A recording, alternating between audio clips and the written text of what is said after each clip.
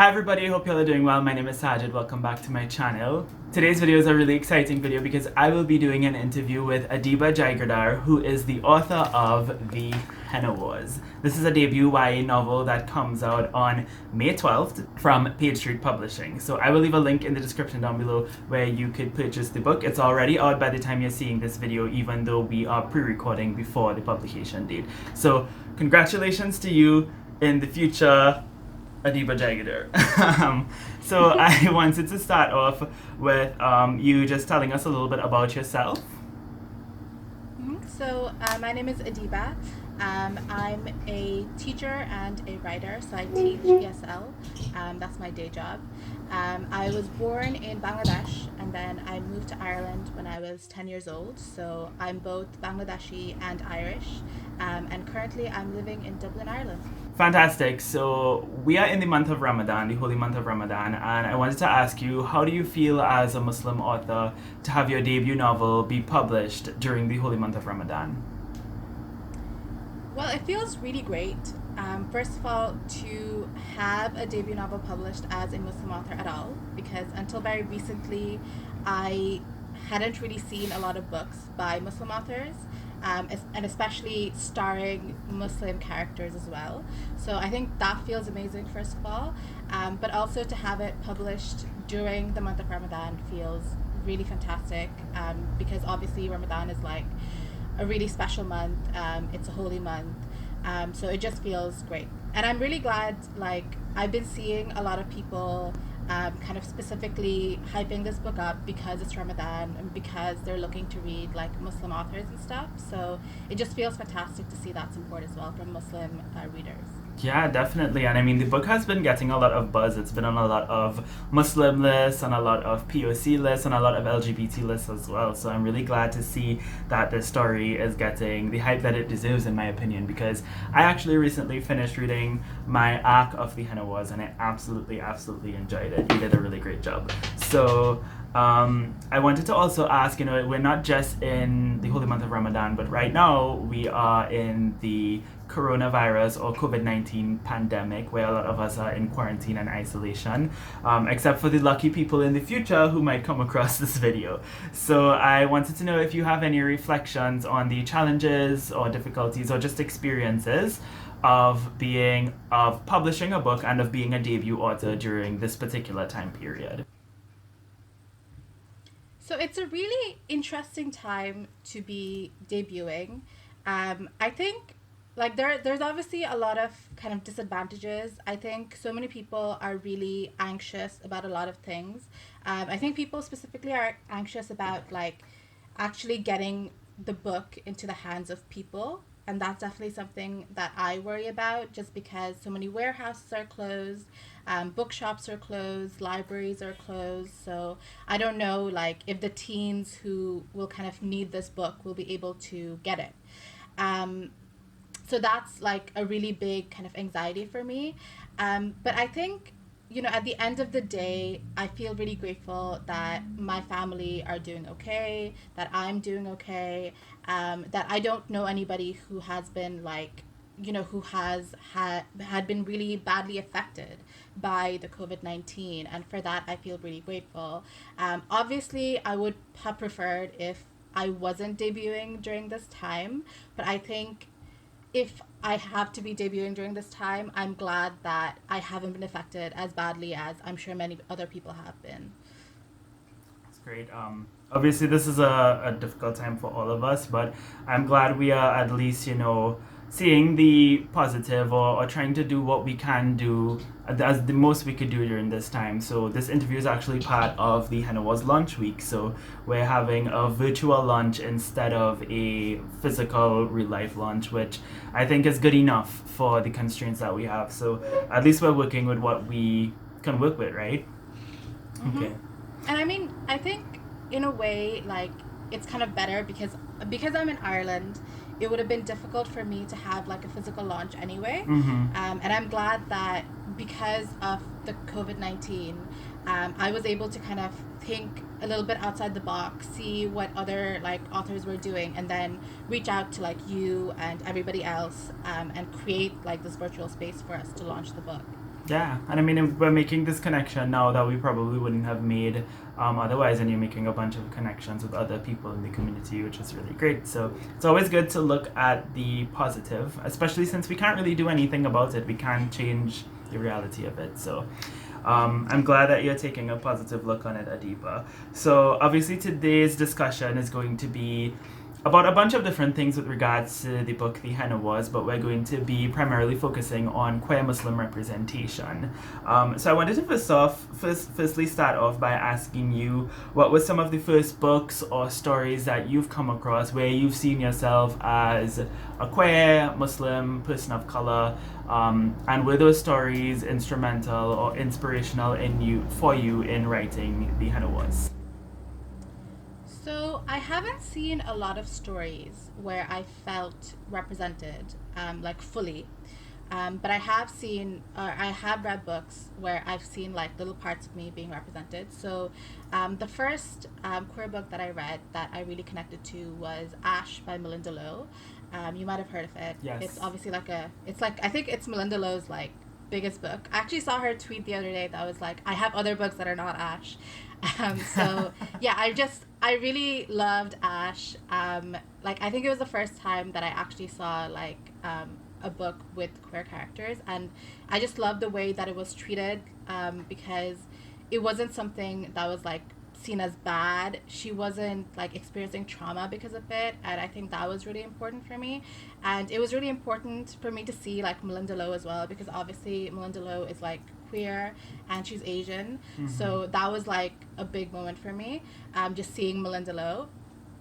In terms of Muslim representation, I think the first time I connected with a book with Muslim rep was probably Saints and Misfits by S.K. Ali. One of my faves. Yeah, and yeah, I love that book and I love S.K. Ali. But it was like so far down the line because that book was published in 2017, I think. Yeah, so like I was already an adult at that time. That was just a few years back, you know. So it was quite late in the game, but I love that book.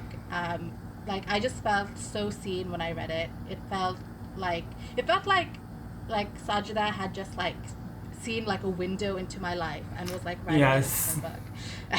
Definitely.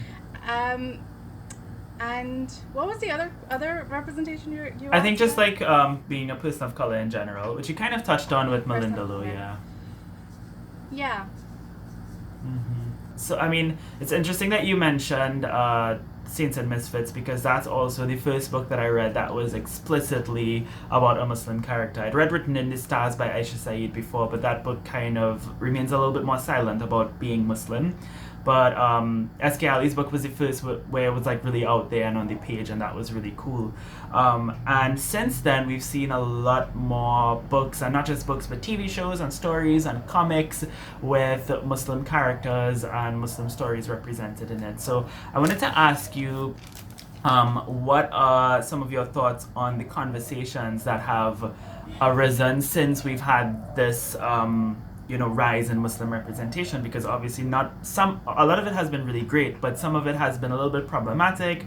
A lot of Muslim reviewers have felt like there's certain things missing from representation. So I wanted to know what were your thoughts on Muslim representation in the media in general, and also what do you think that The Henna Wars as a story about a young Muslim girl brings to the table? What does it bring? What new things does it bring to that conversation of Muslim representation? So, in terms of Muslim representation as it is right now, I think we're still only seeing like the beginnings of Muslim representation. And I think as Muslims, we're really fighting against like a society that is full of like Islamophobia. And I think that's where a lot of like the Muslim people are creating is coming from, because people are writing from like a defensive place, I think, a lot of the time, rather than like a celebratory place, if that makes sense. So, people are thinking, how can I create a character who shows that Muslims are just like everybody else? How can I create a character that shows that Muslim people are humans, Muslim people deserve respect? And I think when we do that, sometimes we lose track of who we are as Muslims as well.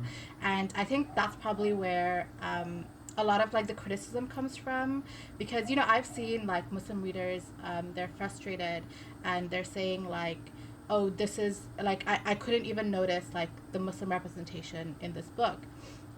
And like the thing is, I know so many Muslims, like from different parts of the world, so many Muslims who have, different connections to their faith. People who like practice, who will pray 5 times a day, who will keep all their fasts and fast like at random times or whatever, and the people who will never pray, who will never fast, and people who are in between. Muslims, like Muslims are like so varied. There's like 2 billion of us, so. We Definitely. have, like we're all really, really different. But we are seeing like very one-note stories at the same time. We're seeing the Muslims who are like kind of disconnected from their faith. We're seeing Muslims who are more westernized than anything else. But I do think that comes from what like the world is demanding of us, and in the ways that we want to humanize ourselves, rather than like because we want to put these stories out necessarily. At the end of the day, like as a Muslim author, I have to think about not just what Muslim readers need, but I have to think about what publishers are going to buy. I have to think about like selling my book, so I think that's where a lot of Muslims are coming from when they're creating TV shows, when they're creating films, when they're creating books. So I understand completely like why so many readers might be frustrated, but I think a lot of authors are also frustrated because we're not sure how to kind of balance that, if that makes sense. As we were talking about like some of the challenges that Muslim authors might have in sort of constructing these stories, and the negotiations that we have to make in terms of how palatable are we, how invested are we in making the story palatable to a Western audience and whatnot, and how invested are we in creating authentic Muslim representation.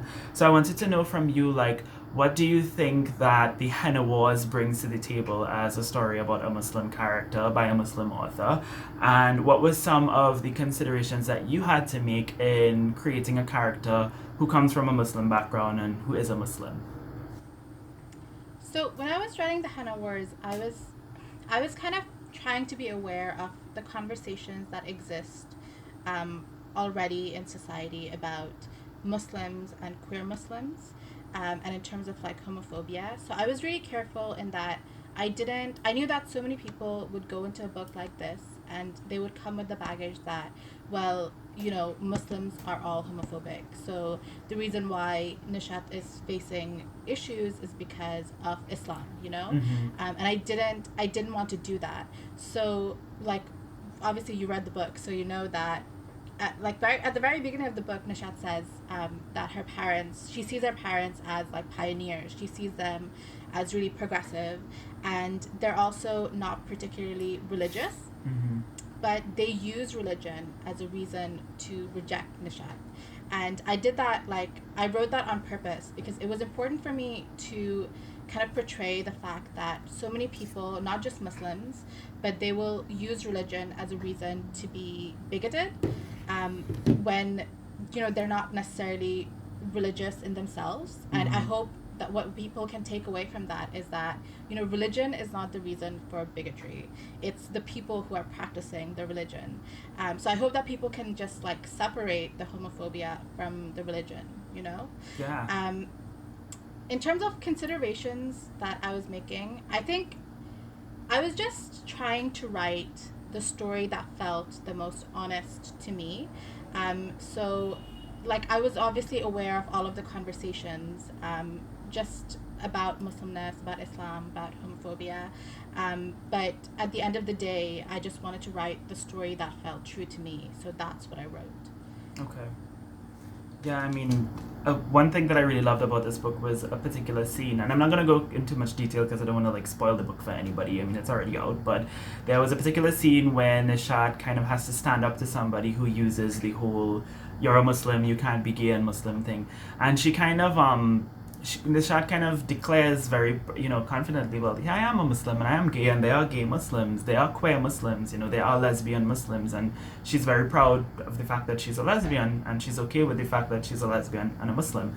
So I wanted to know what's something that you would have to say to younger queer Muslims, and what's something that you want this book to, validate in them, who might be thinking, should I really be a Muslim? Am I really a Muslim? Am I a bad Muslim because I'm queer? Should I just stop being queer and try to be straight so I could be a proper Muslim? What would you say to those young people who might be going through that difficult time?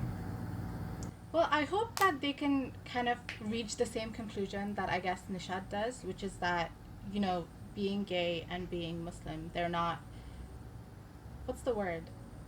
Mutually exclusive. They're not polar opposite? Yeah. Sorry? I think mutually exclusive. I don't know if I'm using that correctly. Yes, that's the word. Yeah. Okay, sorry, yeah.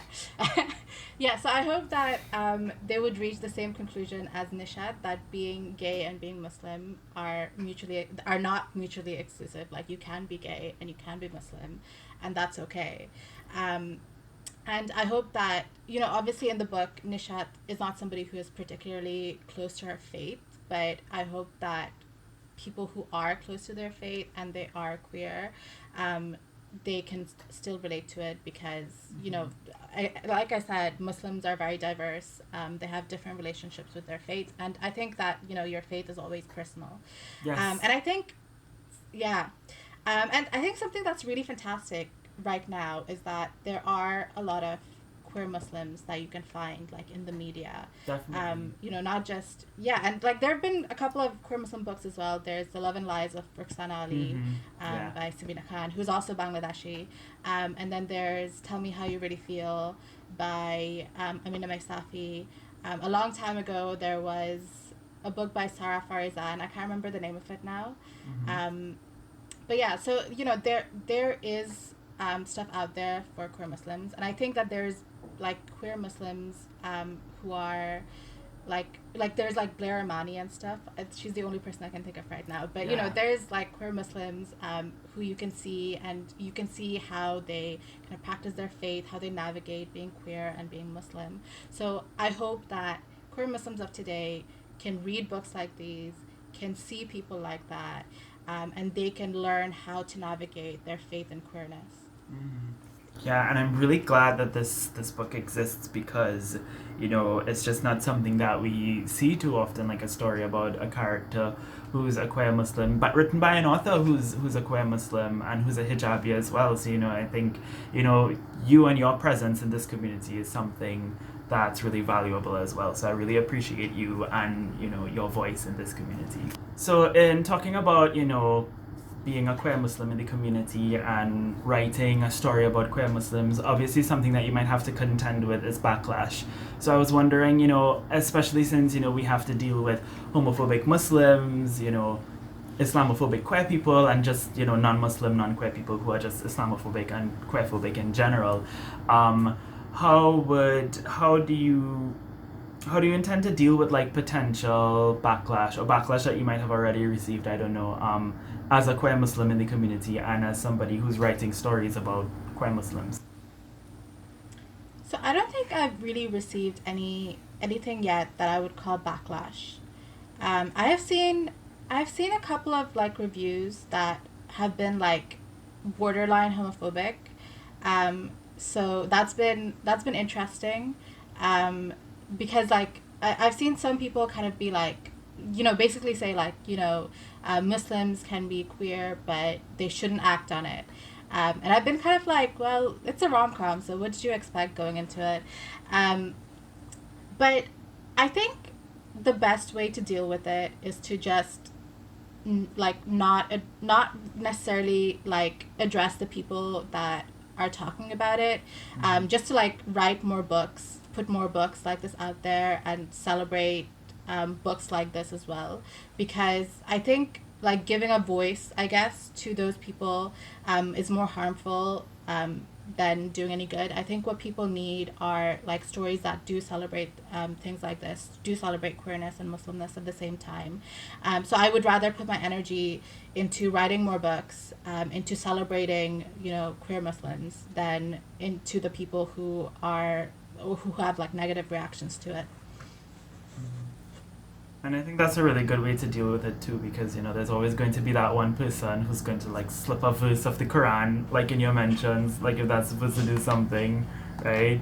So it is a very interesting thing that we see sometimes. So I mean, I'm glad that you have a positive outlook on that. So obviously this book is also a new story that's coming out that brings something different to the table in terms of LGBT representation. So, you know, we've had a lot of fantastic LGBT representation. And one thing that I liked about the queer representation in this book is that, you know, and I'm using queer and LGBT kind of interchangeably, I hope that's okay, but one thing I liked about the representation in this book is the family dynamic that it came with. So, you know, we have books like Simon versus the Homo sapiens agenda where the parents were like, oh, alright, you gay, cool, so, you know, normal thing. And then we have books like Love and Lies of Roxana Ali, which is like, well, I'm gonna ship you off to Bangladesh and marry you off to somebody. And both of those stories are valid, you know, they're both really great stories and really important stories, but oftentimes we see stories that are either that, you know, A or Z. We don't really get the in-between, the gray area. And I think your book is one of the first stories that I've come across in YA that kind of addresses that gray area, because Nishat's parents are obviously not accepting, but they're not like throwing her out on the street. And a lot of the, I don't know if you would call it abuse, but a lot of the, or maybe just toxicity in the relationship between Nishat and her parents are more so kind of like silently battled by Nishat, as opposed to like, you know, this big, you know, eruption inside of the household. So I was wondering if that's something that you were considering when you were writing the story, like how, you know, how you were thinking about the family dynamic and how they would react to her being queer and stuff like that. So the reason why I kind of wrote it as like when Nishat comes out, like her parents are just like silent, they don't like deal with it, is because I don't know if this is Bengali culture or if it's just like my family, but I feel like this is how like my family would deal with like anything. Like I feel like if my parents hear something that they don't want to hear, that's how they deal with it. They're just like silent, and then they hope like it just goes away, which I don't know if it's Bengali culture, but it would like, it's really interesting to me because obviously you can deal with things in that way, but I think in general Bengali people are just really bad at dealing with these kinds of things. So I basically wrote it like that because it felt realistic to me for Nishat's story, and I think like at the end of the day, obviously I wanted to write a rom-com, so I wanted them to have a happy ending, and I wanted should I say spoiler there? Because I feel like everybody should know like a rom-com has a happy ending. Yeah, I mean, it's not like a sad, devastating book. I mean. No, yeah, it's a rom-com. So rom-coms usually have happy endings. And, you know, I wanted the book to be like really hopeful, especially because I think like growing up, it was very rare for me to see books about POC who had happy endings, or about queer people who had happy endings. So I wanted, that was like my goal. I wanted this character to have a happy ending, and I needed to navigate, you know, what kind of dynamics would she have with her family, with her parents, with her sister, with the people at school, that would lead her to eventually getting that happy ending while still keeping it realistic in my eyes. And yeah, and I mean, another thing that I really liked about the story was Nishat's character. She's very confident in who she is. She's very affirmed in who she is. And, you know, sometimes you might expect with a story about somebody who comes from a particular culture or religion that, you know, a lot of their coming out narrative would be them sort of trying to come to terms with themselves or accept themselves. But Nishat is very much, you know, confident in who she is, and I think a lot of that has to do with the support system that she has from her sister in particular, which is a whole nother thing I really like. It's pretty, right? I really love Pretty's character because, you know, it's great to see that, like, best friend sibling dynamic represented in this story. So, this is a book, y'all. If you are looking for a story with a great sibling dynamic, this book is definitely a way to go. But I was wondering, you know, with regards to Nishat and her character being so confident in who she is and being so proud of who she is, like, is that how she naturally came out, or did you actively want to write a story about a character who is already affirmed in her queer identity, and the only struggle really is most of the external stuff of people accepting her? I think like a book like this needed a character like Nishat, if that makes sense. Yeah. Because I think when you have a book where, you know, your parents are not accepting you and, you know, you're having trouble, I guess, at school, the girl that you like is kind of being awful at times, you need a character who is going to be able to deal with all of that. And the way to deal with it is that they have to be very confident in who they are, because otherwise it's very difficult to deal with that. You know, like, I think if you are not very self-assured when all of that is happening, you're just gonna like get into like a deep depression. That's gonna be, you know, how you deal with it.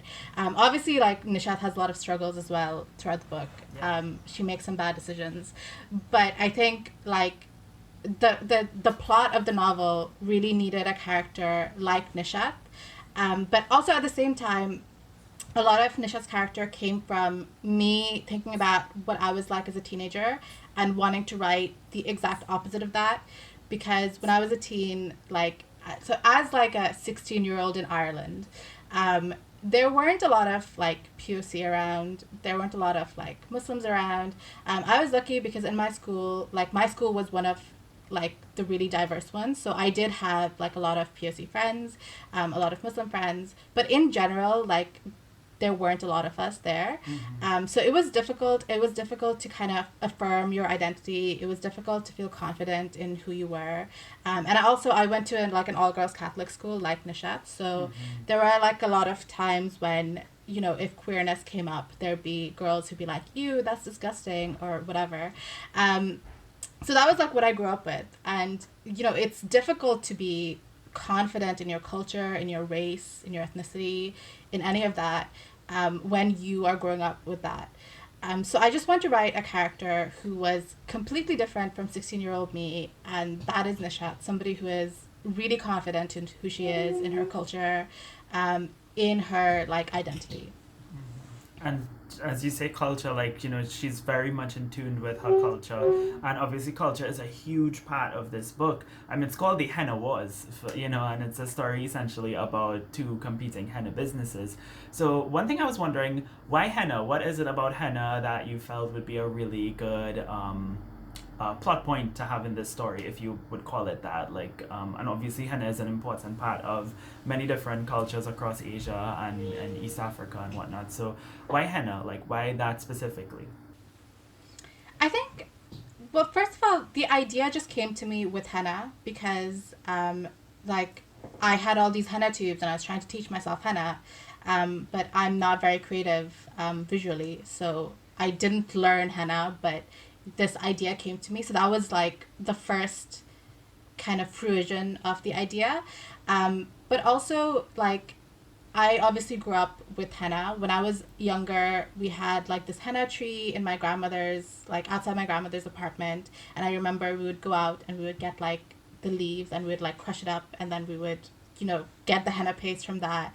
We would put henna with like toothpicks on our hands and stuff. So like henna has been like a really big part of my childhood. It's been a big part of my culture.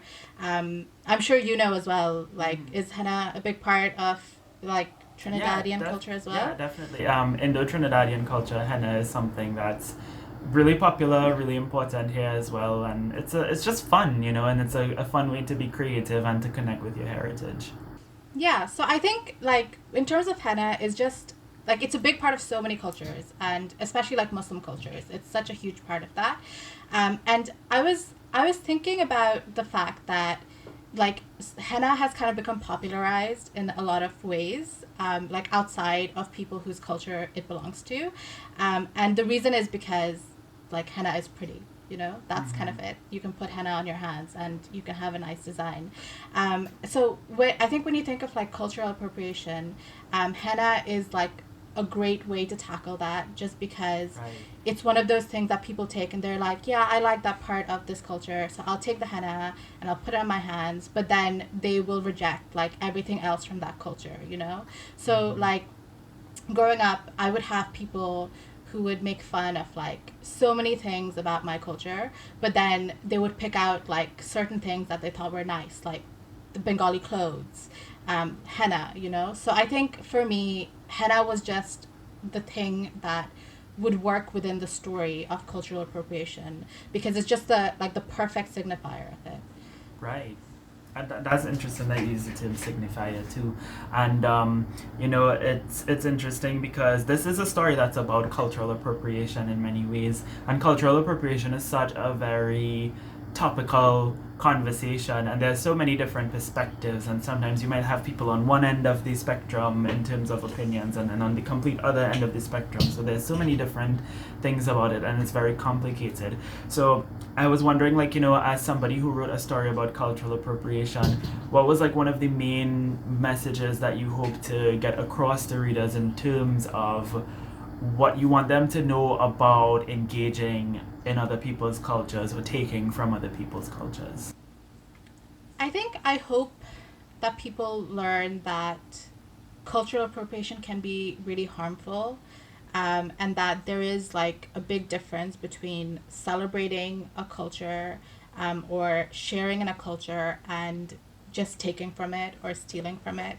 Because, like, at the beginning of the book, Flavia goes to a Bengali wedding, where Mm. Nishat is there, and that's where she sees henna.